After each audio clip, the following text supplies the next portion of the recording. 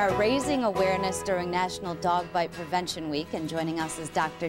Whittle. Thank you so much for being with us. We have Sammy, and more importantly, Cecilia, your daughter, making her television debut. Very excited, Cecilia? Okay, well, we got to get to serious stuff here because we need to talk about this. It takes a whole month. Why do we have this prevention week? I mean, obviously it's an issue. We want to raise awareness because, yes, there's over 5 million dog bites every year, and there's about 800,000 of those that end up seeking medical attention. And so we want to talk about some of the basic things. We love having dogs as part of our family, and I don't want to scare anybody away from having a dog. But it's very important that we recognize that they do have teeth, and they can bite, and they can cause injury. So first and foremost, any dog? Any dog. So it's not breed, you know? Yeah, any dog can have a bad day. Just like you or I have a bad day and we're a little cranky, a dog can have a bad day, and unfortunately they might manifest that with their teeth. So you want to respect them, and you want to start off just by having that respect of understanding that any dog can bite if they need to. Okay, especially with children, so that's why we're going to demonstrate a few things with Cecilia, we're going to, you know, the first and most important thing is always supervise the children with the pet. A lot of the dog bites happen with food-related things, so the children are giving them treats, or they might be eating their own food and putting it in their mouth.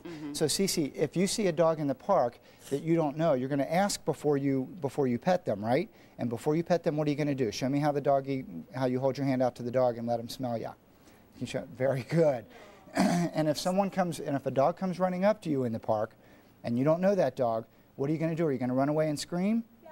What do you do? Show me. Stand like a statue. You're going to stand like a statue. Very good. And what if the dog jumps up on you? Show me what you're going to do. Roll. Very good. And cover your head and neck. And that way, most times if the dogs do come up, okay, Cece, you can stand up. You did a great job. Most times if a dog comes running up to a child, if they will stand still and not do anything, the dog's going to sniff them and probably walk away. Okay. So you want to teach the children not to be so feared because, of course, if you run, the dog's going to chase. That's what they're naturally inclined to do. And then there's a safety issue already there just from running and chasing, even if there's no harm. Right. No kidding. Okay, so, and then treat-wise, you said, I know even with this, you know, you said you just don't put the whole fingers out. And a lot of times you do that. You open your hand. A lot of times what we'll want to do, Sammy, come here.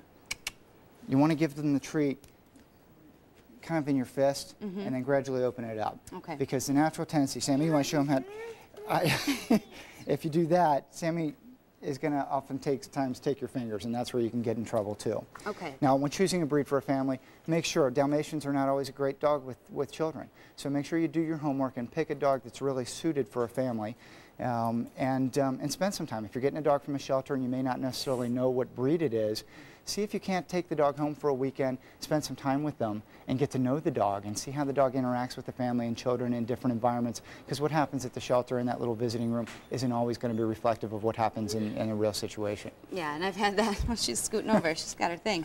I've had that happen. Get a dog, and they act completely very nice there, and then they're just a terror when they get back. And there is a lot of behavioral things that you have to deal with. So you want to make sure that there is a policy that they'll take them back if it doesn't work out for your family. Okay, so do a little test drive You first. Bet. Okay, very important. And supervise your children. Make sure that they're safe. That seems like that's why bites happen. So that would be very influential in our decisions for dogs and beyond. For more information, of course, you can get stuff on this pet segment. Contact the Chicago Veterinary Medical Association at 630-325-1231. Cecilia, Cece, you did a great job. Congratulations.